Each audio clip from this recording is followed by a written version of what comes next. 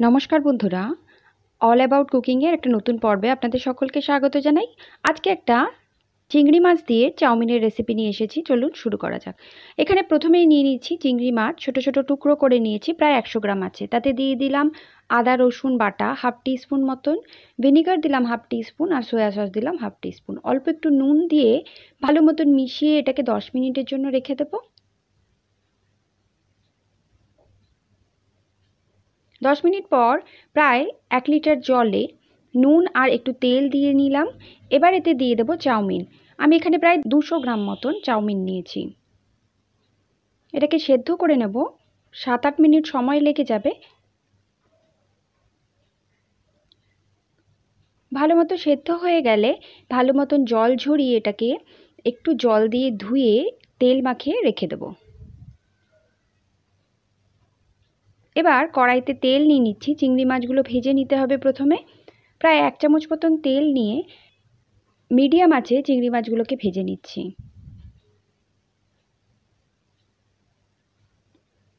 দু মিনিট মতন ভেজেই এটাকে তুলে নেব। চিংড়ি মাছ খুব বেশি ভাজতে যাবেন না, তাহলে ছিবড়ে হয়ে যাবে। তাই 2 মিনিট মিডিয়াম ফ্লেমে ভাজলেই যথেষ্ট।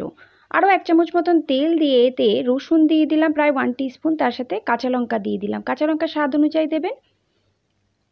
হাই ফ্লেমে এটা একটু নেড়ে নিয়েই এতে সবজি দিয়ে দেব।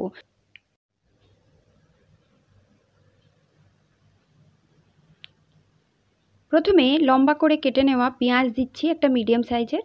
1 মিনিট মতন হাই ফ্লেমে এটাকে একটু নেড়ে নিয়ে এতে গাজর আর বিনস দিয়ে দেব।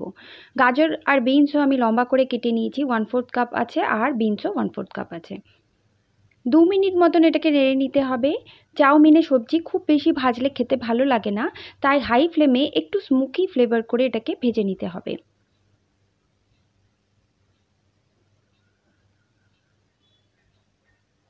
ক্যাপসিকামও দিয়ে দিলাম। এটাকেও 1 মিনিট মতন ভেজে নেওয়ার পর এতে নুন দেব। প্রথমে নুনটা অ্যাড করবেন না, তাহলে জল ছেড়ে যাবে।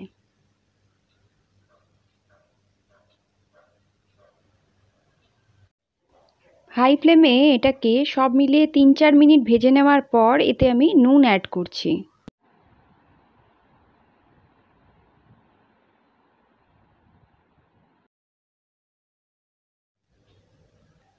নুন দেওয়ার পর চিংড়ি মাছটা দিয়ে দিলাম।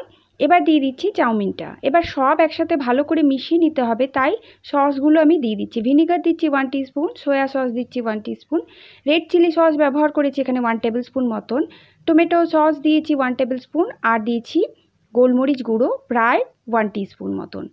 ভালো করে এটাকে মিশিয়ে নেব, আর কিছুই দেওয়ার নেই। এবার খুব ভালো করে মিশিয়ে নিলেই রেসিপিটা একদম রেডি হয়ে যাবে। আঁচটাকে বাড়িয়ে নিয়ে এটাকে ভালো মতন অনবরত মেশাতে থাকতে হবে প্রায় 3-4 মিনিট।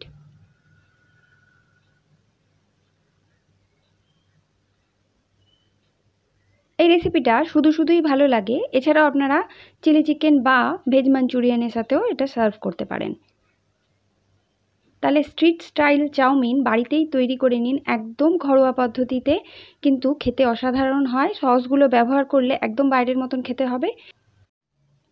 চাউমিনের অনেকগুলো রেসিপি আমার চ্যানেলে আছে, আমি চাইলে ডেসক্রিপশন বক্সে তার লিঙ্কগুলো দিয়ে দিব।